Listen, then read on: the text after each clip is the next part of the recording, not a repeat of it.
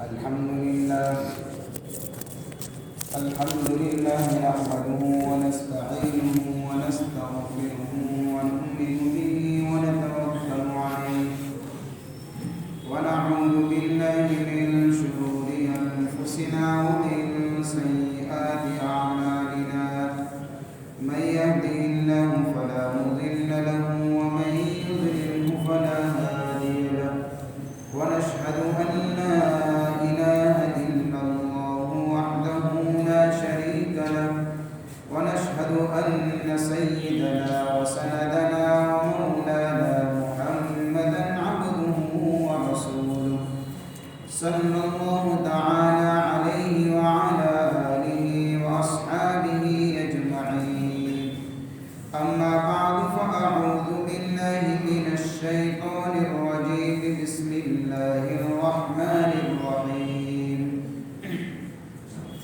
إنا أنزلناه في ليلة القدر وما أدراك ما ليلة القدر ليلة القدر خير من ألف شهر تنزل الملائكة والروح فيها بإذن ربهم من كل أمر سلام هي حتى مطلع الفجر صدق الله مولانا العظيم.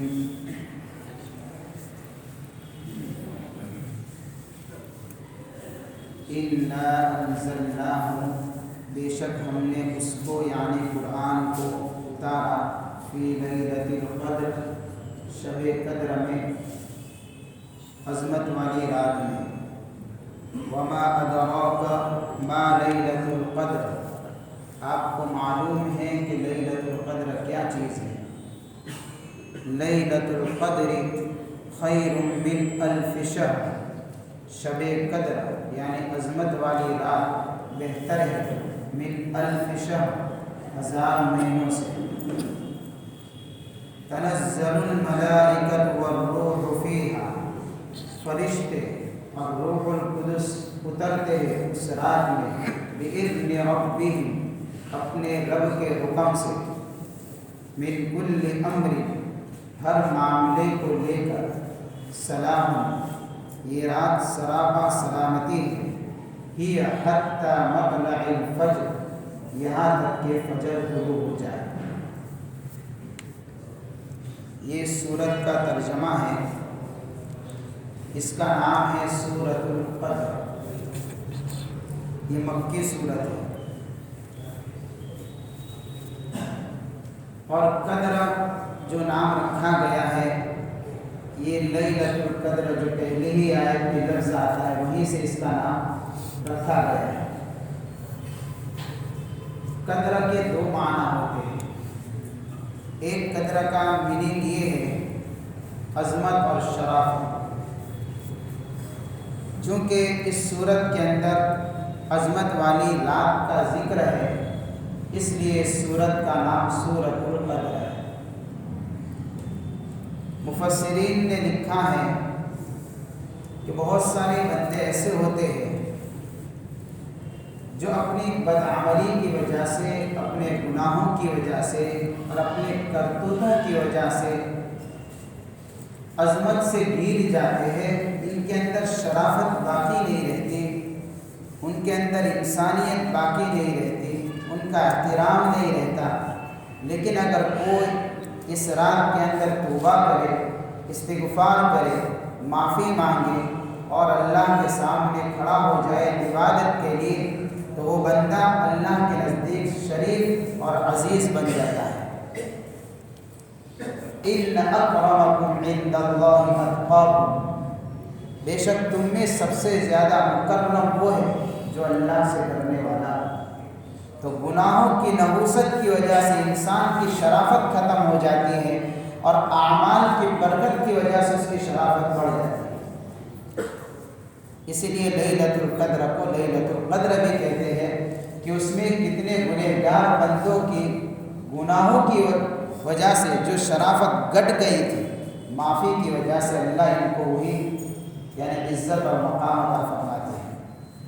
تو ایک تو قدر کا یہ معنی ہے شرافت, قدر کا ایک معنی تقدیر کیا ہے، تقدیر الہی، اللہ کے فیصلے۔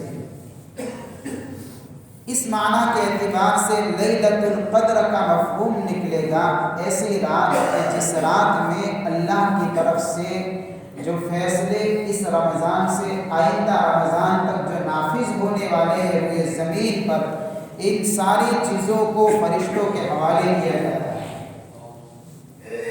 پورے سال کی پوری کارگزاری فرشتوں کے حوالے کی جاتی ہے، جس میں ہر چیز نوٹ ہوتی ہے، ہر چیز لکھی ہوتی ہے کہ کون پیدا ہوگا، کون مرے گا، کون خوشحال بنے گا، کون بدحال بنے گا، کس کو کتنا رزق ملے گا، کتنی بارش برسائی جائے گی۔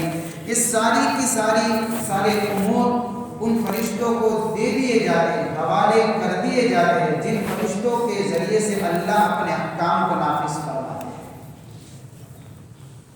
اس اعتبار سے لیلۃ القدر کا معنی بنے گا یعنی اللہ کے فیصلے جو نافذ ہونے والے ہیں وہ رات۔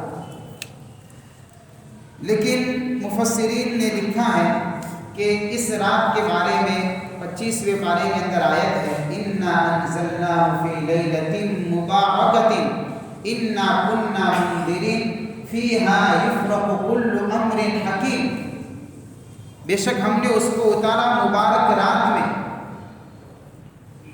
ہم ڈرانے والے ہیں، اس کے اندر ہر امر محکم کا فیصلہ کیا جاتا ہے۔ تو عام طور پر یہ بات ہمارے سامنے آئی ہے کہ یہ جو فرشتوں کو فیصلے اللہ سونپتے ہیں، فیصلے تو پہلے اللہ نے تقدیر میں لکھ دیے۔ فیصلے طے ہونے کا مطلب یہ نہیں کہ اس وقت لکھے جاتے ہیں، وہ تو لوح محفوظ کے اندر، وہ تقدیر کے اندر ساری چیزیں نوٹ ہو چکی ہیں۔ اللہ وہاں سے اٹھا کر فرشتوں کے حوالے کرتے ہیں، ان کو سپرد کرتے ہیں، یہ ہے فیصلوں کا طے ہونا۔ لیکن عام طور پر ہم نے سنا ہے کہ یہ فیصلے 15 شعبان یعنی شب برات کے اندر کیے جاتے ہیں۔ تو مفسرین نے اس کا جواب یہ دیا ہے کہ اصل میں جس آیت میں شب برات کا ذکر ہے اِنَّا أَنزَلْنَاهُ فِي لَيْلَةٍ مُبَارَكَةٍ، اس لیلۃ مبارکۃ سے بھی اکثر مفسرین نے یہی شب قدر والی رات کو مراد لیا ہے۔ لیکن اس جگہ پر لیلۃ مبارکۃ کہا ہے، اس جگہ پر لیلۃ القدر کہا ہے۔ لیلۃ مبارکۃ اس لیے کہا ہے کہ یہ رات بھی اللہ کی رحمتوں کی اور برکتوں کے اترنے کا ایک ذریعہ ہے۔ اور بہت سارے مفسرین نے اس آیت کے اندر جس میں لیلۃ مبارکۃ کا ذکر ہے شب برات کو مراد لیا ہے۔ تو اگر اس بات کو لے لیا جائے تو پھر دونوں باتوں کو اس طریقے سے جمع کر سکتے ہیں کہ اللہ کی طرف سے ایک فیصلہ تو اجمالی ہوتا ہے، وہ شب برات میں طے ہوتا ہے، اور پھر ان فیصلوں کی ڈیٹیل اللہ شب قدر میں طے کرتے ہیں فرشتوں کو سونپ کر۔ تو لیلۃ القدر کو لیلۃ القدر اس لیے کہا جاتا ہے کہ گویا کہ اس میں اللہ کی طرف سے نافذ ہونے والے فیصلے اللہ فرشتوں کے حوالے کرتے ہیں، اس لیے اس کو لیلۃ القدر بھی کہتے ہیں۔ تو یہ دو نام ہیں اور یہ دو وجوہات ہیں۔ اللہ فرماتے ہیں اِنَّا أَنزَلْنَاهُ، بے شک ہم نے اس کو یعنی قرآن کو اتارا شب قدر میں، عظمت والی برکت والی رات میں۔ اس کے ذریعے سے ایک تو قرآن کی عظمت کا بھی پتہ چلتا ہے اور لیلۃ القدر کی عظمت کا بھی پتہ چلتا ہے۔ اللہ فرماتے ہیں اِنَّا أَنزَلْنَاهُ، بے شک ہم نے اتارا، یعنی جو قرآن کا چرچا ہو رہا ہے، جو لوگوں کے اندر قرآن کے نزول کی وجہ سے ایک انقلاب برپا ہو رہا ہے، جو مکہ کے اندر دیکھنے میں آ رہا ہے، یہ عظیم کلام کسی انسان کا بنایا ہوا نہیں ہے۔ اللہ فرماتے اِنَّا أَنزَلْنَا، اس کو ہم نے سیدھا وہاں سے یعنی آسمانوں سے اتارا ہے، یہ کوئی لوگوں کا گڑا ہوا کلام نہیں ہے۔ اللہ نے قرآن کے نزول کی نسبت اپنی طرف کر کے اس بات کی طرف اشارہ کیا یہ کلام بڑا عظمت والا ہے، یہ اللہ کا قرآن بڑا عظمت والا ہے۔ کلام الملوک ملوک الکلام، کہاوت ہے کہ بادشاہوں کا کلام کلاموں کا بادشاہ ہوا کرتا ہے، بادشاہ کا کلام کلام کا بھی بادشاہ ہوا کرتا ہے۔ یہ اللہ کا کلام ہے، یہ کلام اللہ کا قرآن یہ انتہائی عظیم الشان کتاب ہے۔ اس کتاب کو اتارنے کے لیے اللہ نے جس وقت کا انتخاب کیا، جس وقت کو چنا، کوئی دن نہیں ہے، کوئی عام وقت نہیں چنا، بلکہ اس کو اتارنے کے لیے اللہ نے لیلۃ القدر کا انتخاب کیا۔ اس سے بھی پتہ چلتا ہے کہ یہ کتنی بڑی عظمت والی رات ہے، اور اس سے یہ بھی پتہ چلتا ہے کتنا بڑا عظمت والا کلام ہے کہ اللہ نے اتارا، اور اتارا بھی ایسے وقت پر کہ پورے سال کے اندر جو نہایت ہی قیمتی وقت یعنی شب قدر ہے، اس وقت میں اللہ نے قرآن کو اتارا۔ ایک سوال ہے، سوال یہ ہے کہ ہم نے سنا ہے اور محدثین نے بھی بیان کیا ہے، مفسرین نے بھی بیان کیا ہے کہ بھئی اللہ کا قرآن تو اترا ہے 30 سال کے عرصے میں، تھوڑا تھوڑا کر کے، کبھی ایک آیت اتری، کبھی 2 آیت اتری، کبھی 2-4 آیت اتری، کبھی کوئی سورت اتاری، یعنی جس طریقے سے موقع محل ہوتا تھا، تقاضا ہوتا تھا، اس طریقے سے اللہ نے قرآن کو تھوڑا تھوڑا کر کے اتارا، اور قرآن کے اترنے میں جو وقت لگا وہ 23 سال کا عرصہ لگا۔ جب قرآن 23 سال کے عرصے میں اترا ہے، اور یہاں قرآن کہہ رہا ہے کہ ہم نے اس کو اتارا ہے لیلۃ القدر میں، کیسے ہو سکتا ہے؟ کیونکہ اس آیت سے تو یہی پتہ چل رہا ہے کہ پورا قرآن لیلۃ القدر میں اترا ہے۔ اس کا جواب مفسرین نے یہ دیا ہے کہ عربی کے اندر 2 لفظ آتے ہیں، ایک عربی کا لفظ آتا ہے انزال، اور ایک عربی کا لفظ آتا ہے تنزیل۔ دونوں کا معنی اتارنا، لیکن دونوں کے معنی میں تھوڑا ڈفرنس ہے۔ جو انزال جس کے معنی اتارنا ہے، وہ صرف اتارنا نہیں ہے، بلکہ اس کے مفہوم کے اندر یہ چیز بھی داخل ہے کہ ایک ساتھ میں اتارنا، اور تنزیل کے معنی بھی اتارنا ہے، لیکن صرف اس کا معنی اتارنا نہیں ہے، اس کے اندر یہ چیز بھی داخل ہے کہ تھوڑا تھوڑا کر کے اتارنا۔ یہ فرق ہے دونوں کے اندر، انزال اور تنزیل کے اندر۔ اللہ نے اس آیت میں جس لفظ کا استعمال فرمایا وہ انزال کا لفظ ہے، یعنی اللہ نے ایک ساتھ میں قرآن کو اتارا۔ اب قرآن کا نزول 2 مرتبہ ہوا ہے، ایک مرتبہ لوح محفوظ سے آسمان دنیا تک، یہ ایک ساتھ میں اترا ہے۔ اس کے اندر یہی بتایا جا رہا ہے کہ اللہ نے فرمایا ہم نے قرآن کو شب قدر میں اتارا، لوح محفوظ سے آسمان دنیا تک یہ ایک ساتھ میں قرآن اترا ہے۔ اور پھر لوح محفوظ سے جس طریقہ یعنی کہ آسمان دنیا سے بیت المکرم سے جس طریقے سے ضرورت پڑتی گئی، جس طریقے سے موقع محل آتا گیا، جیسے مسائل سامنے آتے گئے، یہ لوگوں کی ضروریات، لوگوں کی مسائل کو دیکھتے ہوئے کبھی اللہ نے ایک آیت اتاری، کبھی اللہ نے 2 آیتیں اتاری، کبھی کوئی سورت اتاری، کبھی 2-4 آیتیں اتاری۔ یہ دھیرے دھیرے کر کے جو قرآن دوسری مرتبہ نازل ہوا ہے وہ بیت المکرم سے حضور کے قلب مبارک پر اترا۔ اس کے 23 سال اور 23 سال کا عرصہ لگا ہے۔ اس لیے آیت کریمہ کے اندر جو اتارنے کا ذکر ہے وہ لوح محفوظ سے آسمان دنیا پر پہلے نزول کا ذکر ہے۔ اللہ فرماتے ہیں بے شک ہم نے قرآن کو اتارا ہے شب قدر میں، یعنی لوح محفوظ سے آسمان دنیا پر جو قرآن اترا وہ قرآن اترا شب قدر کے اندر۔ مفسرین نے فرمایا ہے یہ بھی مطلب ہو سکتا ہے کہ قرآن کا نزول چاہے یعنی کہ اس طریقے سے ہوا ہے، دھیرے دھیرے دھیرے دھیرے دھیرے دھیرے دھیرے قرآن نازل ہوا ہے، لیکن اللہ تعالیٰ نے اس قرآن کے نزول کے لیے آخری وقت یا ابتدائی وقت شب قدر کا انتخاب کیا۔ وہاں سے یا تو قرآن اترنا شروع ہوا ہو یا تو پھر اس رات میں جا کر قرآن کا اترنا ختم ہوا۔ بہرحال جو کچھ بھی ہو یہ انتہائی عظیم رات ہے۔ اس رات کی عظمت کو سمجھانے کے لیے آگے اللہ فرماتے ہیں وما ادراک ما لیلۃ القدر، آپ کو کیا معلوم کہ لیلۃ القدر کیا چیز ہے؟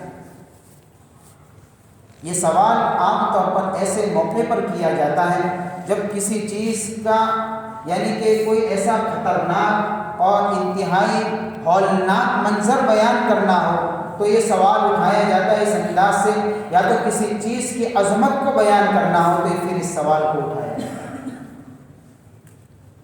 اب اس جگہ کے اوپر اس لیلۃ القدر کی عظمت کو سمجھانے کے لیے اللہ نے پہلے سوال قائم کیا ہے، وما ادراک، آپ کو معلوم ہے کہ ما لیلۃ القدر، وہ لیلۃ القدر کیا چیز ہے؟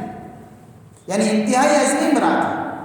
کتنی بڑی عظیم رات ہے کہ اس سورت کے اترنے کا جو سبب بنا ہے، جو واقعہ پیش آیا، اس واقعے کو اگر سمجھیں گے تو ہمیں قرآن اس شب قدر کی عظمت سمجھ میں آئے کہ حضور پاک صلی اللہ علیہ وسلم اس کے فضائل بھی بیان کرتے ہیں۔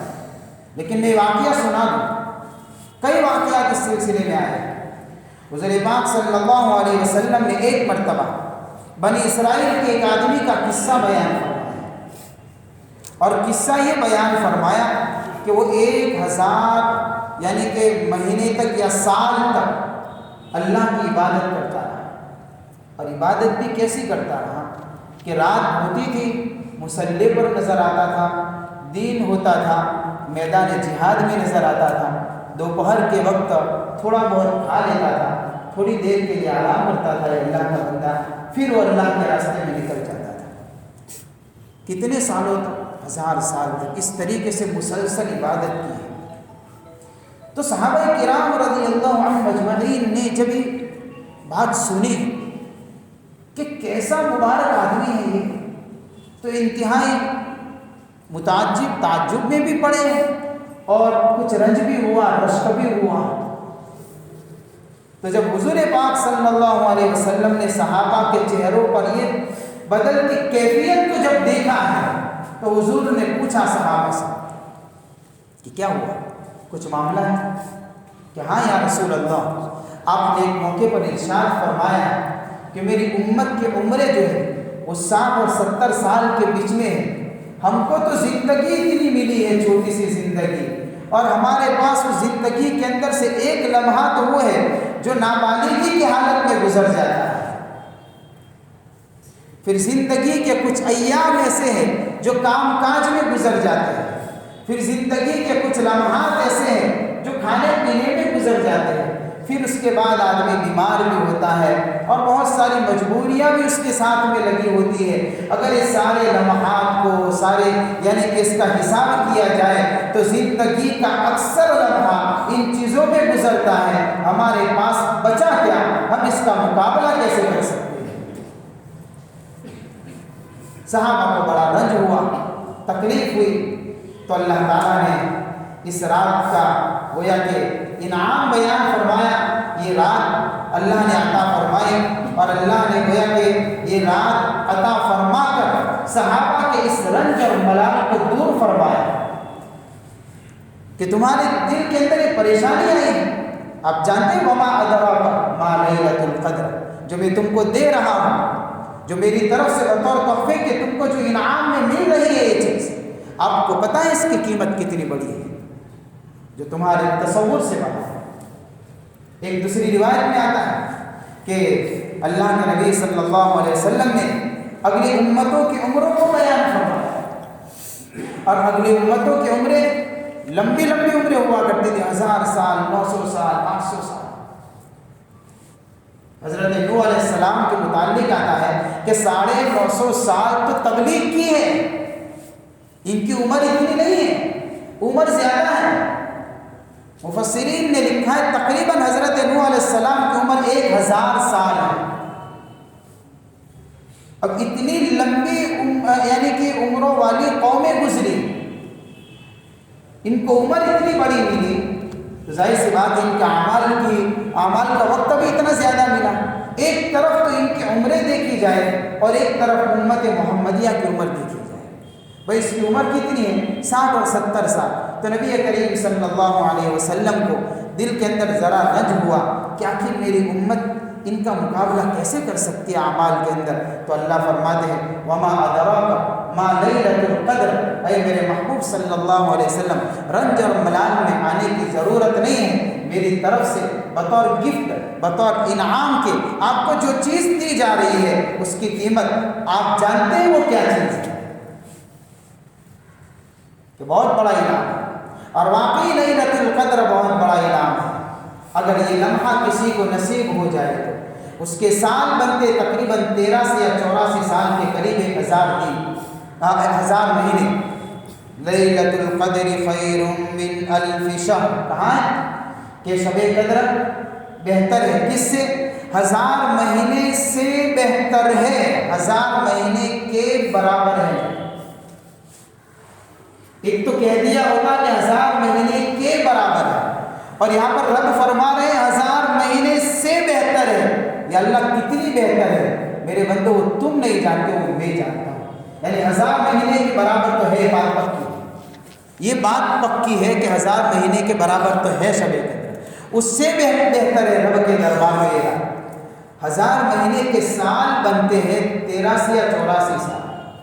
اگر کسی کو حساب لگائے ہیں تھوڑا سا، کسی کو زندگی کے اندر اللہ 10 راتیں نصیب کر دے تو 84 کو ذرا ضرب لگا کر 10 راتوں سے حساب کر لے، تقریباً 850 سال کی عبادت ہو جائے گی۔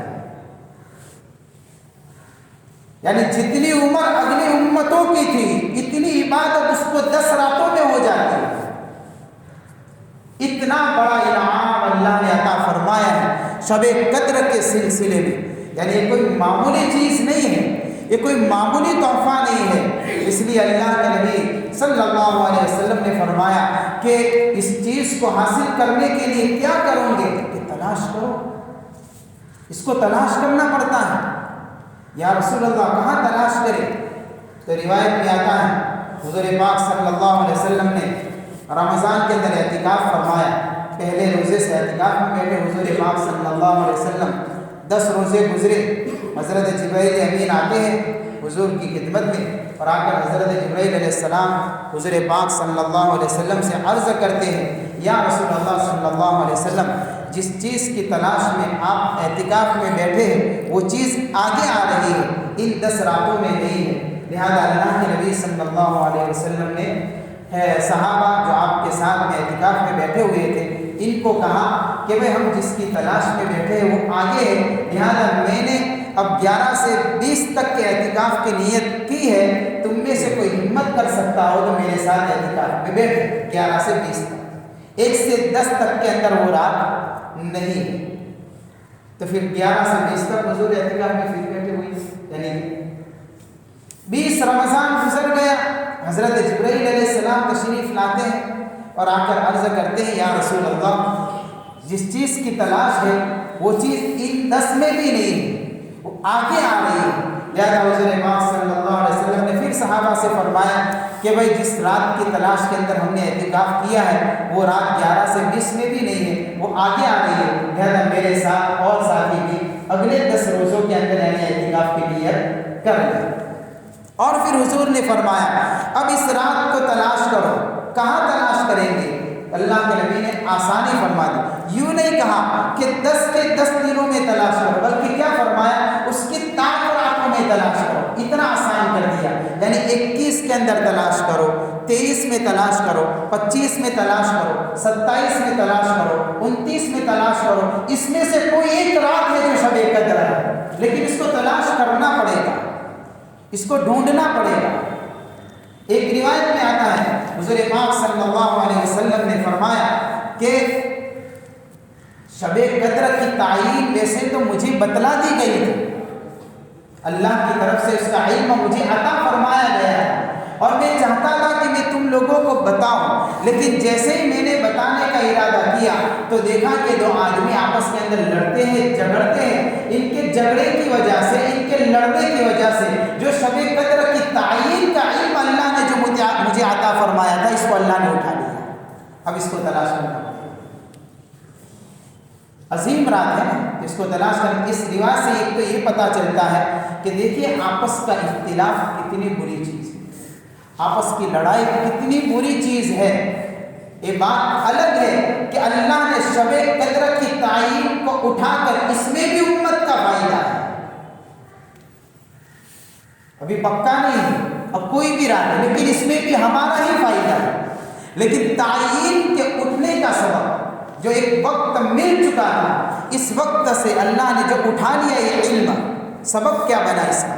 آپس کی لڑائی، آپس کا جھگڑا۔ یہ جھگڑا بہت بری چیز ہے، یہ اتنی بری چیز ہے کہ گویا کہ اس تعین کو اللہ نے اٹھا لیا۔ اب جب ہم ہماری کیفیتوں کے اوپر، ہمارے حالات کے اوپر، ہمارے آپس کے معاملات کے اندر دیکھیں، گھر گھر کے اندر جھگڑا، بھائی بھائی سے جھگڑتا ہے، بہنوں سے جھگڑا، پتہ نہیں آپس سے، دوستوں سے جھگڑا، رشتہ داروں سے جھگڑا، جہاں بھی دیکھو ہر گھر اختلاف کا گھر بنا ہوا ہے۔ اس جھگڑے کی نحوست کی وجہ سے شب قدر کی تعین اٹھا لی ہے۔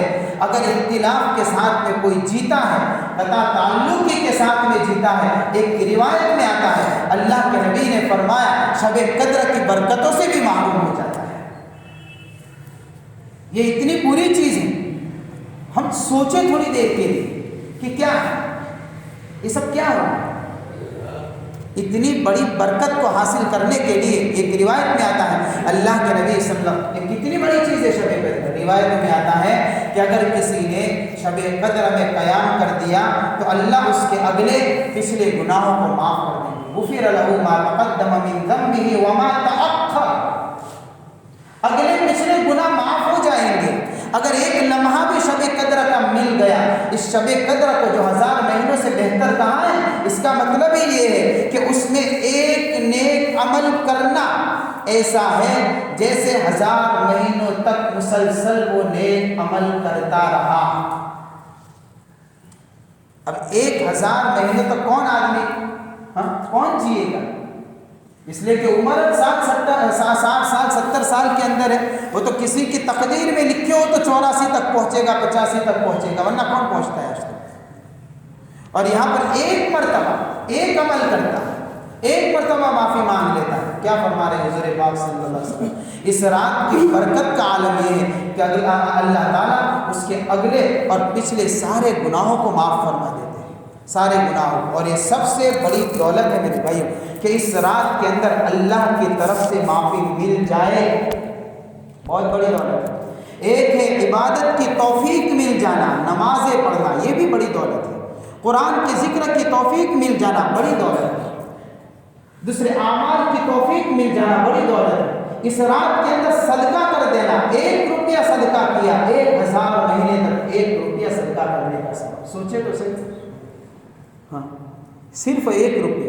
اس لیے اہتمام ہونا چاہیے کہ رمضان کی آخری 10 راتوں میں بھی صدقہ دے، 10 راتوں میں بھی صدقہ دے، نیک اعمال کا اہتمام ہونا چاہیے اس رات کے اندر۔ تو ایک ہے عبادت کی توفیق کا مل جانا، بے شک بہت بڑی چیز ہے، اور ایک ہے معافی کا مل جانا، یہ انتہائی عظیم تحفہ ہے، اللہ کے دربار سے معافی مل جائے۔ حضور پاک صلی اللہ علیہ وسلم سے حضرت عائشہ صدیقہ رضی اللہ تعالیٰ عنہ نے پوچھا، یا رسول اللہ صلی اللہ علیہ وسلم، اگر مجھے پتہ چل جائے کہ یہ رات شب قدر ہے تو میں کیا دعا مانگوں؟ وہ دعا کے الفاظ پر غور کریں۔ اللہ کے نبی صلی اللہ علیہ وسلم نے یہ نہیں فرمایا عائشہ دعا مانگو کہ اللہ مجھے توفیق دے دے لمبی چوڑی نمازیں پڑھنے کی، روزے رکھنے کی، زکوٰۃ دینے کی، ذکر کرنے کی، بلکہ ایک مختصر دعا سکھائی۔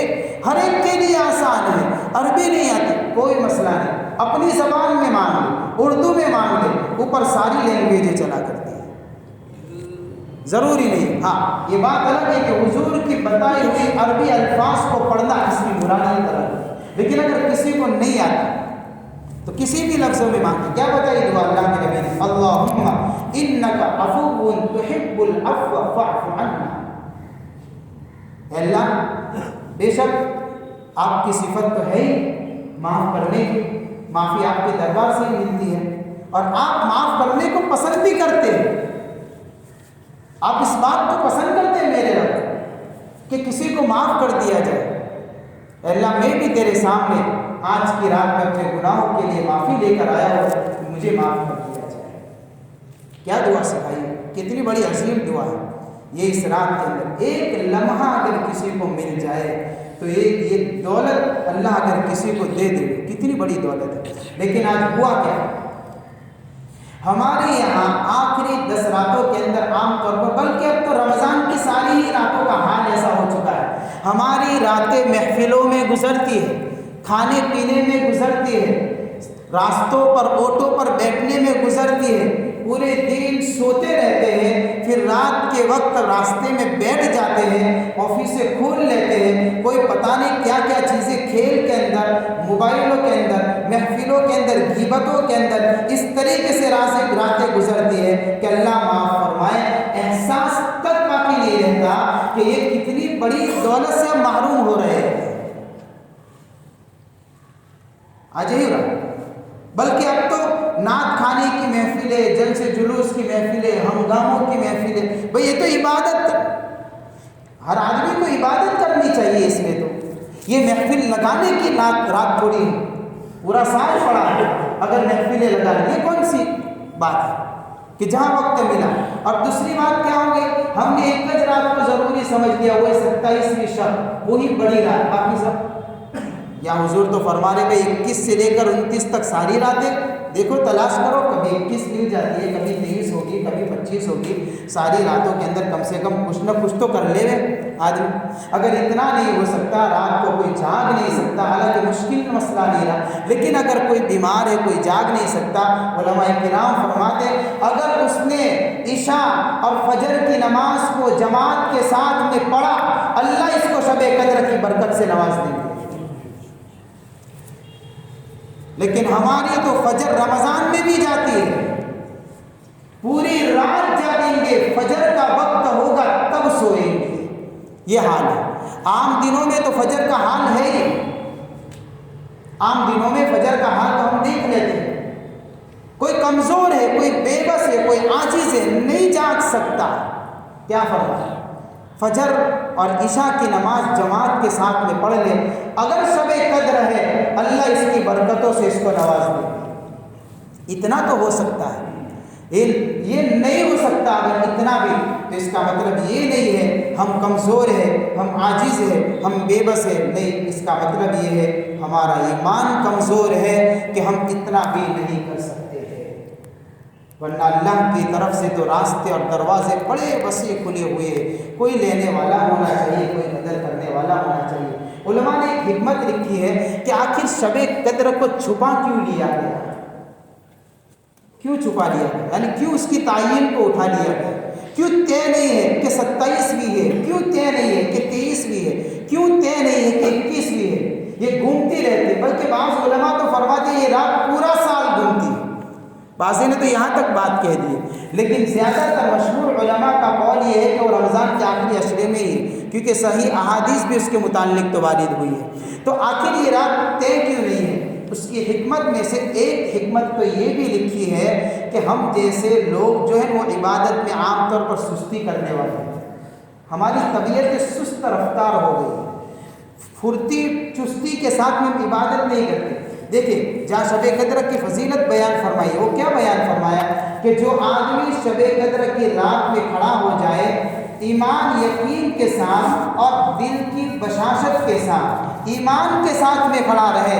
کہ اگر میں کھڑا رہوں گا مجھے یقین ہے کہ میرا رب مجھے نوازے گا، اور دل کی بشاشت سے کھڑا رہے، بوجھ سمجھ کر نہیں۔ آج ہمارے لیے عبادت ہم کرتے تو ہیں، لیکن ہماری عبادتیں بہت سی مرتبہ ہمارے لیے دل کی بوجھ والی کیفیتوں کے ساتھ میں ادا ہوتی ہیں، بشاشتیں نہیں ہوا ہے، تو سست طبیعتیں جو ہوا کرتی ہے، جن کے اندر یہ کیفیت نہیں ہوتی ہے، تو اللہ تعالیٰ نے ایسے سست طبیعتوں کی رعایت کرنے کے لیے اللہ نے اس رات کو چھپا دیا۔ وہ کیسے؟